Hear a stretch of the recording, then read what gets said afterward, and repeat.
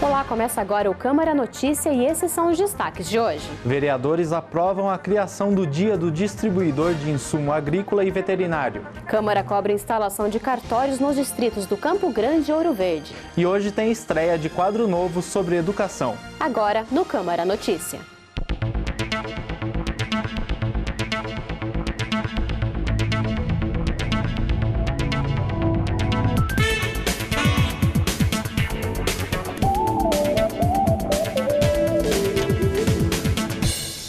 O presidente da Câmara, Rafa Zimbaldi, e o vereador Paulo Galtério protocolaram no Tribunal de Justiça de São Paulo um pedido de instalação de cartórios nos distritos do Ouro Verde e Campo Grande.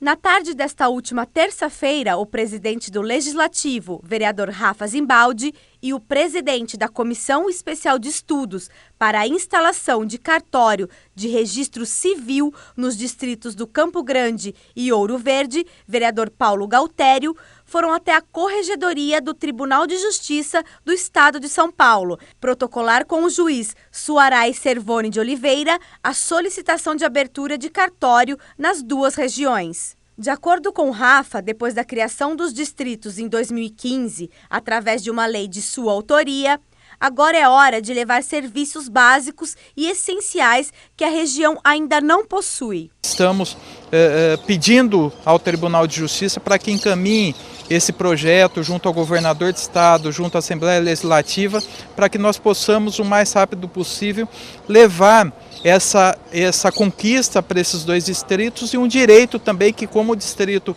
o Ouro Verde e o Campo Grande terão, em se tornando distrito, eles têm o direito de ter um cartório. Segundo o vereador Paulo Galtério, presidente da CEE, a instalação dos cartórios é uma reivindicação antiga dos moradores da região do Ouro Verde e Campo Grande. Quero dizer que a região do Ouro Verde são mais de 250 mil habitantes e a região do Campo Grande são quase 200 mil habitantes.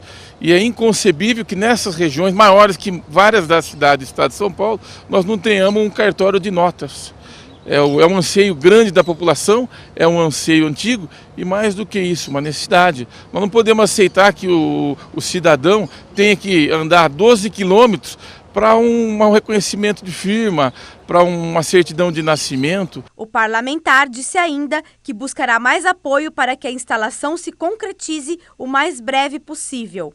Acho que o trabalho da comissão, agora, com o apoio da presidência da Câmara, e também nós vamos receber o apoio certamente do prefeito, da Ordem dos Advogados, do arcebispado e toda a sociedade civil, o resultado não vai ser outro, senão essa instalação dos cartórios. E quero dizer aqui a Campinas que o nosso trabalho, o trabalho da Câmara, dos vereadores, é esse, proporcionar uma melhora nos serviços públicos da cidade de Campinas. E após requerimento da Câmara à Prefeitura, decreto do Executivo cria grupo de estudos para analisar a transferência de empresas de segurança para fora de bairros residenciais. Na tarde de terça-feira, o vereador Vinícius Gratti, que representou o presidente da Câmara, Rafa Zimbaldi, acompanhou a coletiva na Prefeitura em que o prefeito Jonas Donizete anunciou a criação de uma comissão de estudos que vai trabalhar na questão das empresas de proteção de valores, através de um decreto. A medida do Executivo vem de encontro com a solicitação da Câmara. O vereador Vinícius Gratti explicou o requerimento à Prefeitura.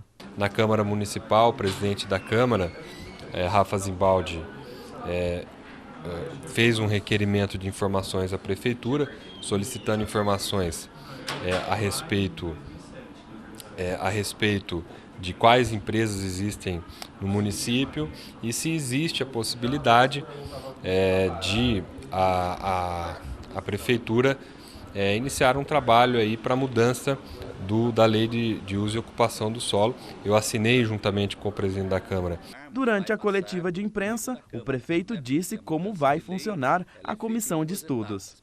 Um grupo de estudo para proposição de alteração de zoneamento, localização e ocupação de empresas de transporte de valores no município de Campinas em áreas que não tragam risco para os moradores. Uma quadrilha fortemente armada com fuzis e explosivos invadiu na madrugada de segunda o prédio da empresa de transporte de valores Protege, localizada no bairro São Bernardo, em Campinas. criminosos chegaram na empresa por volta das 4 da madrugada. Eles derrubaram um portão de ferro, entraram e renderam todos os funcionários da empresa. Logo em seguida, explodiram o cofre e fugiram com o dinheiro. O intenso tiroteio durou cerca de 1h30. Marcas de disparos em muros e portões de vizinhos revelam como foi violenta a ação. Não teve vítimas, né? Vítimas de ferimentos físicos, mas eu considero que teve vítimas de questões psicológicas, porque é muito duro a pessoa ser acordada na sua casa, no seu lar, ainda de madrugada, com rajadas de tiro, né, com barulho de explosão. Meu prédio, inclusive, onde eu moro, foi atingido por dos tiros que foram disparados na ação do assalto lá na empresa Protege. E foi um momento de muito pânico, né, porque os disparos de metralhadoras e armas de alto calibre foram disparados por mais de 1 hora. Então imagine, por mais de 1 hora, esse barulho atordoando, assustando, deixando todo mundo em pânico. Por conta do medo, os moradores do bairro procuraram um vereador. Até a pedido dos moradores, né, a população me pediu para que eu liderasse um abaixo-assinado para que o poder público possa dar uma direção para onde essas empresas possam ser instaladas, para que não sejam em áreas residenciais. O grupo de estudos da Prefeitura será formado pelas secretarias de Planejamento de Desenvolvimento Urbano, Urbanismo, Assuntos Jurídicos e o Gabinete do Prefeito.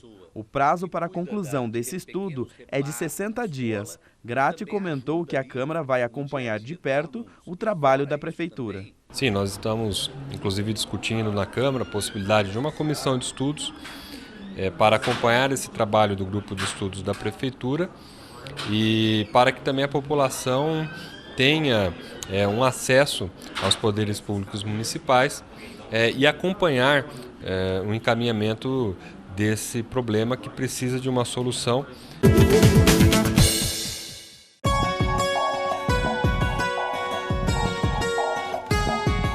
Nesta quinta-feira, o tempo deve continuar com muitas nuvens e pancadas de chuva e não está descartada a possibilidade de chuva forte. Já na sexta, a nebulosidade diminui. A mínima para a quinta fica na casa dos 19 graus e a máxima em 27. Já na sexta, mínima também de 19 e máxima de 30 graus. E o plenário da Câmara de Campinas aprovou o projeto de lei que cria o Dia Municipal do Distribuidor de Insumo Agrícola e Veterinário. Distribuidores de insumo agrícola e veterinário terão um dia para celebrar a atividade profissional. A Câmara aprovou na segunda-feira, 14 de março, em turno único, o projeto de lei de autoria do vereador Marcos Bernardelli, com a proposta de criação do Dia Municipal do Distribuidor de Insumo Agrícola e Veterinário.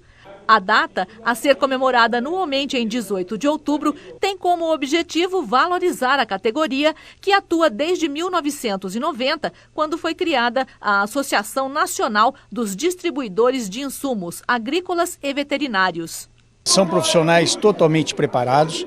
A Associação Nacional dos Distribuidores de Insumos Agrícolas, ela tem a capacidade de hoje agrupar mais de 1.100 associados em todo o território brasileiro e na nossa região em específico são mais de 200. Essas pessoas têm como mote final não só o comércio, mas também a orientação aos produtores rurais e aos próprios veterinários. O distribuidor de insumos agrícolas e veterinários tem a função de fornecer produtos e serviços, prestar assistência técnica e extensão rural ao agronegócio. Seu principal papel é cuidar da melhoria da produtividade de lavouras e rebanhos. E a seguir, vereador questiona aumento de verba para empresas de ônibus.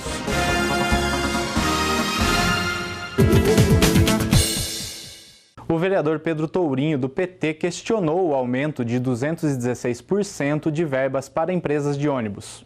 O vereador Pedro Tourinho fez uso da tribuna na 12ª sessão ordinária, alertando para o transporte público municipal. Nosso transporte público é um transporte público de péssima qualidade, né? A gente presencia um declínio da qualidade do transporte público numa velocidade impressionante, né, ao longo desses últimos 3 anos. A qualidade, a frequência dos ônibus, o estado de manutenção dos ônibus só decaiu. Da mesma forma, a gente começou a presenciar algo que era muito raro, que é a presença de ônibus sem combustível, parados no meio das vias, muitas vezes ônibus quebrados. Tivemos ônibus que perderam seus eixos durante o trânsito, durante o tráfego, né? Então, uma situação de muita precarização. O vereador questionou a definição do valor do subsídio pago às empresas de ônibus, que passou a ser feito somente pela Prefeitura e não precisou mais passar pela aprovação da Câmara de Vereadores. É um valor que a Prefeitura paga daqueles que são os impostos que você arrecada e paga à Prefeitura, e a Prefeitura paga às empresas de ônibus para custear o sistema. Então, é um valor que vai, sem você, munícipe, saber, ele vai da Prefeitura direto para as empresas. Segundo o vereador, foram pagos 15 milhões de reais nos 2 primeiros meses desse ano. E em uma audiência pública, Tourinho questionou se haveria mais aumento em 2016. E o secretário de Transportes disse que isso era provável. Dia 14 de março, tem aqui o decreto 19063, de 11 de março, mas que foi publicado no diário de hoje, que dispõe sobre a concessão de subsídios ao sistema de transporte público. Quero ler para os munícipes para que eles acreditem no que eu vou ler, porque é inacreditável. Para o período de março a dezembro de 2016, o subsídio autorizado pelas leis, aquilo, 2 leis, será de 80 milhões de reais. Portanto, somados aos 15 milhões já gastos nos 2 primeiros meses desse ano, nós teremos agora mais 80 milhões a serem gastos ao longo do ano, um valor de 95 milhões, meus caros. Isso é mais do que o valor que boa parte das secretarias municipais tem, mais do que a Secretaria de Esportes, Secretaria de Cultura, Secretaria de Trabalho e Renda.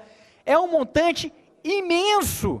O vereador Pedro Tourinho protocolou 2 requerimentos exigindo explicações da Prefeitura. No primeiro, ele questiona a retirada de 5 milhões de reais da saúde e o outro é para saber sobre 1,5 milhão de reais que foi retirado da segurança pública. Com esse dinheiro aqui, pessoal, dá para fazer mais de um centro de saúde. Há comunidades que esperam a construção de centros de saúde há anos que lutam. Nós temos o Cosmos lá, os Sírios, por exemplo, na região do Campo Grande, que vivencia uma situação, são mais de 40 mil pessoas cadastradas naquele centro de saúde, no Florença, que desabou. E hoje a gente tem uma distribuição dos usuários por outras áreas, a gente tem um atendimento feito num local precário e inadequado, e a população, enfim, esperando, a população dos Sírios, que é um grande Minha Casa Minha Vida da cidade, com milhares de pessoas, esperando o dia em que o seu centro de saúde vai ser construído. E na noite dessa terça-feira, o diploma de mérito Zumbi dos Palmares foi entregue pela Câmara de Vereadores à campineira Irani Cândida dos Santos, pelo destaque na defesa e na integração social dos membros da comunidade negra do município. A iniciativa de reconhecer o trabalho foi de autoria do vereador Sidão Santos do PROS. A solene foi conduzida pelo presidente Rafa Zimbaldi e contou com a presença de diversas autoridades e amigos da homenageada. De maneira especial, gente, quero cumprimentar a nossa homenageada, a Irani, que a Irani dispensa comentários, né? Eu acho que é uma pessoa querida entre todos nós. A Irani é uma pessoa que eu já conheço já de muito tempo, né, Irani? Não só partidariamente falando, né? Tenho a honra de ter a Irani nos nossos quadros, que além de presidente da Câmara, sou presidente do partido, e que a Irani faz parte, e nós conhecemos o trabalho da Irani.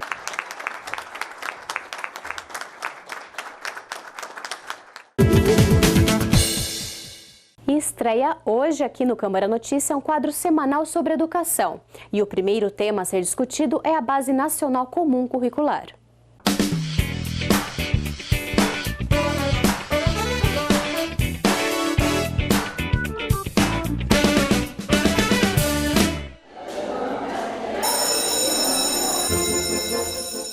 Com Com o objetivo de definir os caminhos da aprendizagem nas escolas do país e como uma forma de atender o que determina o Plano Nacional de Educação, o governo brasileiro, através do MEC, está formulando, com a ajuda da população, a Base Nacional Comum Curricular. A consulta pública ao documento original durou 6 meses e terminou no último dia 15 de março, somando mais de 12 milhões de contribuições. O próximo passo é a elaboração de uma segunda versão do documento, seguida de debates, até chegar a um texto final, que deve ser entregue até junho deste ano. A Base Nacional Comum é uma declaração de direitos de aprendizagem de todos os alunos brasileiros, né? O MEC tomou uma iniciativa de coordenar um grande movimento nacional para a gente poder definir exatamente o que as crianças têm que aprender, têm que saber e têm que saber fazer. A Base Nacional Comum Curricular, conhecida como BNCC, vai definir 60% do currículo escolar de todo o país e ela vale para as escolas municipais, estaduais, federais e particulares. Já os outros 40% desse currículo ficam a cargo do projeto pedagógico de cada município, de acordo com a regionalização. A base comum vai definir os elementos fundamentais que precisam ser ensinados em todas as áreas do conhecimento: matemática, linguagens, ciências da natureza e ciências humanas. A base vai dizer quais são as ideias, qual é o corpo de conhecimento que todos os brasileiros têm o direito de ter acesso. Essa que é o seu grande mérito, corrigir distorções, porque nós tínhamos desempenhos dos alunos muito diferentes em todas as regiões do país. Segundo a secretária municipal de Educação e o diretor pedagógico do município, Campinas se preparou para receber a base. Nós, na Secretaria de Educação, em setembro de 2015, quando o MEC abriu o portal, nós já disponibilizamos para todos os nossos profissionais, nossos especialistas e os nossos professores, para que eles pudessem entrar no portal, conhecer o documento e fazer as suas críticas e sugestões. Nós temos aí, nesse sentido, feito um esforço bastante intenso a ponto de buscar uma análise desse documento preliminar da Base Nacional à luz das nossas diretrizes curriculares municipais, documentos estes, né, que nós temos já elaborados, tanto para a educação infantil, ensino fundamental e EJA. O Brasil não é o primeiro a definir uma base comum. Segundo Maria Inês Fini, alguns países levaram até 10 anos para chegar a um documento final. Essa é uma discussão muito séria.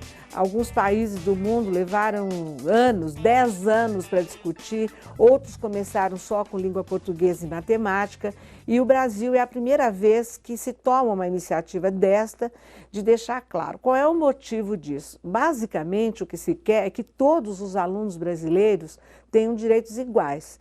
Então, a busca de equidade de tal forma que você tenha uma identidade nacional em torno da educação básica. E depois, então, as políticas de garantia desses direitos vão ser estabelecidas a partir daí. E o principal ponto da Base Nacional Comum Curricular no Brasil é garantir uma equidade sem deixar deficiências na educação, mas mantendo as características regionais importantes para o ensino. Nós não queremos que o aluno decore quem é Manuel Barros ou quem foi Olavo Bilac. O que nós queremos é que ele tenha uma interação com o texto literário e possa aprender características específicas, a historicidade, enfim. Agora, cada região, cada município, cada estado pode usar os dados da literatura próprios do estado, percebe? Então, a contextualização desses conhecimentos que são universais é que fica por conta da regionalização. A gente entende que, mesmo determinados esses 40% que podem ser utilizados de uma forma mais a garantir algumas especificidades, mas a gente entende que todo conhecimento ali definido e proposto, ele deve ser e vai ser apropriado pelas escolas nos seus projetos pedagógicos e com total liberdade para que possam ser ajustados naquilo que é a especificidade de cada escola, de cada turma. E para você de casa que quer entender um pouco mais sobre o funcionamento da Base Nacional Comum Curricular, existe um site oficial com todas as informações e dados sobre o projeto.